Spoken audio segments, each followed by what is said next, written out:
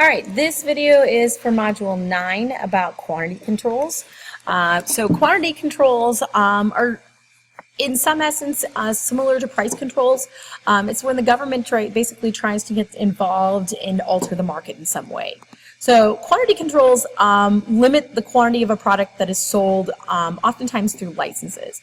The example they gave in your book was the New York taxi cab medallions, and so we're talking about the number of taxi cab medallions that are sold through the New York government. Other examples could include fishing quotas. So for commercial fishermen, they may have, for example, so many licenses they give out to, for example, lobster fishermen or shrimp fishermen, or even if somebody even gave me the example of hunting licenses. So they only may give out, for example, so many bow licenses or deer licenses or whatever. Also, the French 35-hour work week will also work. The example I'm going to use in this video is for Maine lobsters. So I have a graph here that's looking at the amount, and this is looking at the supply and demand for the amount of lobsters that could be bought and sold and what the price should be. So you can see the equilibrium here is at $10 per pound, and the quantity is 120 pounds of lobster, 120,000 pounds of lobster.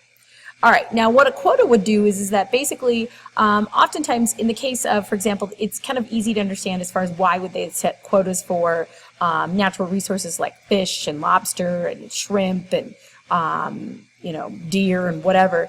They're basically trying to preserve that natural resource. So in this case, maybe the government would go and set, the state government of Maine would set a quota at 80,000 pounds of lobster.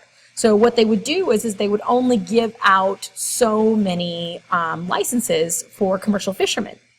So they'd set this 80,000 pounds of lobster as the quota. Now, notice what happens here is that there is a difference between what the demand price is, and so the demand price is basically $14 a pound, and the supply price, which is $8 a pound. So this is going to be whatever price hits this quota line. So that's how we figured that out, okay? So how is that possible? How is it possible for consumers to pay $14 a pound, because that's the demand price, but producers only get $8 a pound? How does that make sense? Well, here's what happens is that the difference between those two is the reason that there's a difference between these two is because we have basically two things going on. We have the market for lobsters, but we also have the market for the license, okay? So the commercial fishermen can go and take their license and maybe their boat even and rent it out to another fisherman, okay? And so what happens is that they can rent it out to the other fishermen, and they can get what they call a quota rent. And the quota rent is the difference between the demand price and the supply price. So the demand price is $14, the supply price is $8, so the difference is $6.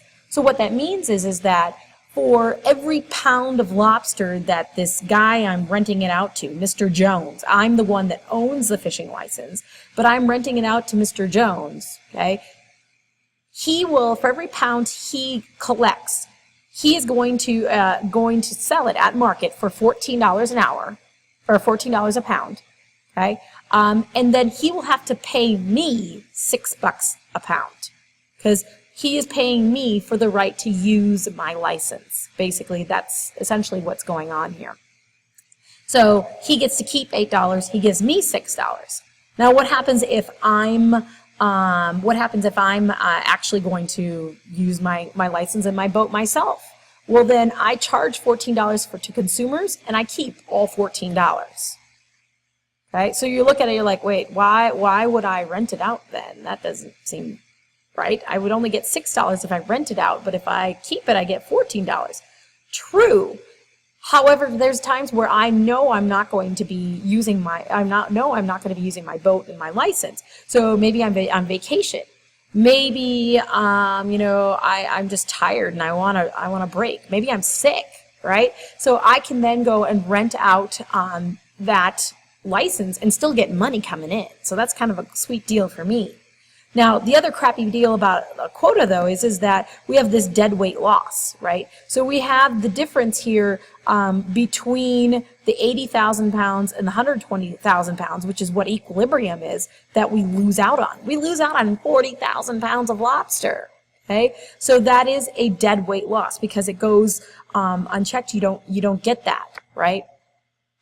So keep in mind that the difference between whatever the quota is and the quantity of lobster makes a difference because that's what the market as a whole loses out on.